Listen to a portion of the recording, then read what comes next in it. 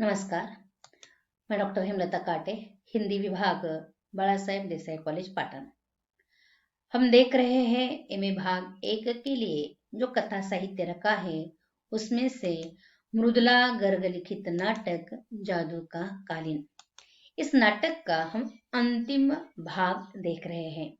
इस अंतिम भाग में भी हम 2 हिस्सों में देखेंगे। दूसरे अंक का दूसरा दृश्य है जिसको हम 2 हिस्सों में देखेंगे। इसके पूर्व हमने देख लिया है पहला अंक जिसके 2 दृश्य, दूसरा अंक उसका पहला दृश्य। पहले दृश्य में गांव में सूखा होने के कारण गांव वाले अपने बच्चों को कालीन बुनने के लिए भेजते हैं। दूसरे अंक में देखा है कि कालीन बुनने के शेड पर बच्चे काम कर रहे हैं। उनकी अवस्था बेहाल है, अतः उन्हें छुड़वाने का काम समाज सेविका नलिनी करती है। और दूसरे अंक के पहले दृश्य में देखा है कि यह जो बच्चे हैं जिन्हें छुड़वा लिया है उनके पुनर्वसन की बात चल रही है और कलेक्टर उनके पुनर्वसन के लिए लड़कों को गाय और लड़कियों को सिलाई मशीन देने के बारे में सोच रहे थे, परंतु समाज सेविका और पत्रकार विरोध करते हैं और लड़कियों को भी गाय देने के बारे में कहा जाता है। लेकिन पहले से ही गांव में सूखा पड़ा है, तब गाय को चारा कहाँ से लाएंगे? इसीलिए गायों की अवस्था बिल्कुल ही बेहाल हो गई है। यही बात यहाँ गाय लौटाने के लिए सारे गांव वाले कलेक्टर के पास पहुंचे हैं। अतः गांव के सूखे के कारण गांव के लोगों की जो अवस्था हो गई है, वह जो अवस्था है कब मिटेगी? एक आशादायी गीत, एक आशादायी सपना लेकर इस दृश्य का प्रारंभ किया है और वह गीत गा रहे हैं गांव के बच्चे। वह दृश्य कहाँ प्रस्तुत हुआ है देख लीजिए। गांव का चौपाही है, शाम का समय है, क्वार का महीना है यानी अश्विन का महीना है और चौपाल पर यह घटनाएं घटित हो रही है। गांव के बच्चे हैं जिसमें संतो है, दूसरी लड़की है, तीसरी लड़की है, दूसरा लड़का है, लाखन है। सब आसमान की ओर देख रहे हैं, इशारा कर रहे हैं, बदली आएगी, बरखा होगी, घास उगेगी, गाय खावेगी, दूध देगी। अर्थात ये सपना देख रहे हैं। लेकिन लाखन बीच में ही व्यंग से कहता है, ऐसा कुछ नहीं होगा। केशव ने कहानी बताई थी ना, जादू की कालीन आएगी, जादू की कालीन आकर हमारी सारी समस्याएं दूर होगी। यह सारी बातें केशव व्यंग से कहता है, क्योंकि कोई जादू की कालीन नहीं आती और जादू की कालीन भी नहीं होती। ये बताना चाहता है लाखन। वह लोगों को समझाना चाहता है कि हमें हमारी समस्या को स्वयं मिटाना है, दूर करना है। इसके लिए हमें कुछ करना है। वह अपने बर्ताव से, अपने शब्दों के माध्यम से लोगों को बता रहा था, कोई जादू की कालीन नहीं आती। फिर भी ये मनुष्य की आशाएं होती है, वह सपने देखता है। ऐसे ये गांव वाले सपने देख रहे हैं। लेकिन आज भी सबके सब भूखे हैं, सबको भूख लगी है, खाने को कुछ भी नहीं है। फिर भी एक सपना, एक आशादायी गीत गाते हुए बच्चे वहां से निकल पड़ते हैं। अब स्टेज के पीछे से गायों के रंभाने की आवाज आ रही है। गांव के सारे लोग कलेक्टर के पास पहुंच गए हैं। वह उनकी गायों को कलेक्टर को वापस देना चाहते हैं, कारण गायों की हड्डियां निकल आई है। इन गांव वालों में रमैये है, केशव का बाप है, तीसरा गांव वाला है। वो अपने गायों को कलेक्टर को लेने के लिए कहते हैं, परंतु कलेक्टर गायों की अवस्था देखकर गाय लेने से इनकार करता है। कहता है कि गोहत्या का पाप वह अपने सिर पर नहीं लेना चाहता। वह गाय लेने से इनकार करता है। तब लोगों को और भी बात कहता है कि अच्छी में सिलाई मशीन दे रहा था, आप ही लोग पत्रकार समाज सेविका को बीच में लेकर आए। तब गांव के लोग केशव के बाप, रमई, तीसरा गांव वाला कलेक्टर को विनती करते हैं, कारण 3 महीने हो गए सूखा पड़ा है और 3 हफ्ते हुए उन्हें मजदूरी नहीं है, अतः वह भूख से तड़प रहे हैं। लेकिन कलेक्टर कहता है देखा जाएगा, क्या कर सकते हैं, लेकिन अब कुछ नहीं हो सकता। तब मजबूर होकर ये सारे गांव वाले अपनी गायों को कसाई को देते हैं, केवल 100 रुपये में। 100 रुपये में उन्हें अपनी गाय कसाई को देनी पड़ती है।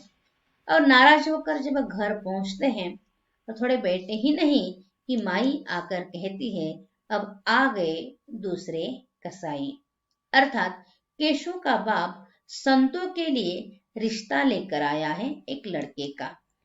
कारण उस वक्त लड़की के लिए न्योता देने का, या जब लड़की की शादी होती है तो लड़के के बाप से ही पैसे मिलते थे, इसीलिए संतों की शादी की बात हो रही है। अपनी अवस्था को, अपनी बेहाल अवस्था को सुधारने के लिए यह भी एक उनका प्रयास हो रहा है, संतों की शादी का। केशव का बाप लड़के के बाप को लेकर आया है और माई तब संतों को लेकर आती है, चबूतरे पर बिठाती है। लड़के का बाप संतों को देखता है, निरीक्षण करता है, तब वह कहता है मरगिल्ली लड़की है। केशव का बाप किसी भी हालत में संतों की शादी करना चाहता है। रमई की अवस्था को सुधारने के लिए वह संतों की शादी करना ही चाहता है। वह लड़के के बाप को संतों कितनी होशियार हैं यह समझाने का प्रयास करता है। कालीन बुनने में ट्रेंड है, काम की एकदम पक्की है, खेत पर काम कर सकती है, खड्डी पर भी वह काम कर सकती है। तो लड़के का बाप व्यंग से कहता है हमारे पास तो बहुत सारे गाय और भैंसे हैं, हम तो गाय और भैंसे वाले हैं। तो केशव का बाप कहता है चाहे कुछ भी काम करवा लो वह कर सकती है। के लड़के के बाप के साथ और एक लड़का है, उसकी तरफ इशारा करते हुए रमई पूछता है क्या यह लड़का है? तो वह लड़के का बाप कहता है यह तो लड़के का छोरा है, यानी लड़के का लड़का है, इसकी माई गुजर गई है, इसीलिए तो दूसरी शादी हम तय करने के लिए यहाँ आए हैं। इसका मतलब यह है कि संतों के लिए केशव का बाप जो रिश्ता लेकर आया है वह रिश्ता एक दुहेजू का है। दुहेजू का रिश्ता है, इसीलिए वह सस्ते में सौदा कर रहे हैं। परंतु केशव का बाप फिर भी 400 में सौदा करना चाहते हैं। इतने में वहां 2 लड़कियां भागते हुए आती हैं और रमई के पीछे छुप जाती हैं और कहती है वो राक्षस आया है। वह राक्षस यानी कौन? सुपरवाइजर, जो कालीन बुनने के कारखाने पर सुपरवाइजर का काम करता है, उन्हें वह लड़कियां राक्षस कहती हैं। वह सुपरवाइजर वहां पहुंचता है, लड़कियों को देखता है, लड़कियां छिप गई हैं, बाकी सारी लड़कियां भी छिप गई हैं, संतों की शादी की बात चल रही है। यह देखकर वो सुपरवाइजर कहता है इसकी उम्र तो 18 साल से भी कम है और 18 साल से कम लड़की की शादी करना गुनाह है, ये शादी नहीं हो सकती। कारण सुपरवाइजर लड़कियों को कालीन बुनने के लिए ले जाने के लिए आया है, इसीलिए वह बीच में कहता है। तब सुपरवाइजर की बात सुन रमई कहता है तो आप ले जाओ, अब नहीं भागेगी। इतने में सुपरवाइजर कहता है 14 बरस से भी खड्डी पर काम करना जुर्म है, पुलिस पकड़ कर ले जाएगी। फिर भी रमई ले जाने के लिए कहता है। तब लाखन इसके लिए विरोध करता है, क्योंकि अब संतो कालीन बुनने के काम के लिए नहीं जाएगी। फिर भी सुपरवाइजर बाकी बच्चों के बारे में पूछता है। इतने में लड़के का बाप जाने लगता है, केशव का बाप उन्हें रोकता है, शादी होगी, हम शादी तय करेंगे, यानी संतों के शादी को लेकर केशव का बाप, रमई लड़के का बाप, इनके बीच चर्चा चल रही है और सुपरवाइजर लड़कियों को ले जाने के लिए आया है। रमई, केशव की माँ, तीसरा गांव वाला बाकी लड़कियों को पकड़कर ले आते हैं और लाइन में खड़ा कर देते हैं। तब उन लड़कियों को देखकर उनका निरीक्षण करते हैं सुपरवाइजर और लड़के का बाप, और लड़कियां कितनी मरगिल्ली है ये बताने का प्रयास करते हैं। अब लड़कियां यह कालीन बुनने का काम नहीं कर सकती, उन्होंने अपनी उंगलियां काट ली है और उंगलियां काट काट कर उन्होंने अपनी उंगलियां सख्त कर दी है, इसलिए वह अब कालीन बुनने का काम नहीं कर सकते, ऐसा सुपरवाइजर कहता है और काम देने से इनकार करता है। तब लाखन कहता है कि आपने ही कहा था काम सीखने पर ज्यादा काम मिलेगा और ज्यादा पैसे मिलेंगे, और अब काम देने से इनकार कर रहे हो। तो सुपरवाइजर कहता है कि आप सांप को पाल रहे हैं, सांप को दूध पिला रहे हैं, लाखों को गांव से निकाल दो। इतने में दादी लकड़ियों का गट्टर लेकर वहां पहुंचती है और लकड़ियों का गट्टर अलग रख कर वह सुपरवाइजर को ही टोकती है और कहती है ये लड़का हमारा है, हम देखेंगे, हमारे गांव की बात है, हम देखेंगे क्या करना है, तुम यहाँ से निकाल जाओ। इस प्रकार वो सुपरवाइजर को ही वहां से निकाल देती है, क्योंकि लाखन स्वयं मेहनत करता है और कुछ समय के लिए से ही लोगों की भूख को मिटाता आया है। इसीलिए दादी लाखन का साथ देती है और सुपरवाइजर को वहां से निकाल देती है। यह सब देखकर लड़के का बाप 400 का व्यवहार अब 300 में करना चाहता है, क्योंकि लड़कियां कमजोर है। दादी कहती है हमें दुहे जूस से लड़की नहीं बिहानी।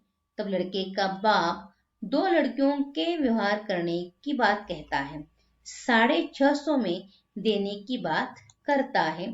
दादी इनकार करती है और कहती है केशव की तरह यह भी शहर जाएगी और कमाएगी, हमें दुहेजू को अपनी लड़की नहीं देनी, ऐसे दादी उस लड़के के बाप को कहती है। इतने में केशव वहां आते हुए नजर आता है। वह अपनी कहानी बताता है। वह वहां जाकर पढ़ नहीं सका, एक घरेलू नौकर बन गया है। जैसे पहले लाखन ने कहा था, जब वह कहता है मुझे गाय नहीं चाहिए, मुझे पढ़ना है, मैं शहर जाऊंगा, पढ़ूंगा, नौकरी करूंगा, तो लाखन कहता था अब हो गया तेरा काम। उसी प्रकार होता है, वहां जाकर वह घरेलू नौकर बनता है। एक भला मानुस उसे मिलता है और भला मानुस मिलने के कारण केशव गांव वापस आया है। उसने बताया था गांव जाओ, गांव में ही सच्चा काम है, शहर में नहीं। तो वह गांव वापस आया है और वह माँ भला मानुस उसे मदद करने के बारे में भी कहता है। शहर में कुछ नहीं मिलेगा, यह देख लड़के का बाप 200 में लड़कियों का व्यवहार करना चाहता है। संतों की शादी की बात सुन केशव दादी को यह शादी रोकने के लिए कहता है। संतों की शादी होती है नहीं होती, अगले हिस्से में देखेंगे। यहाँ रुकेंगे। आपने ध्यान से सुना, धन्यवाद।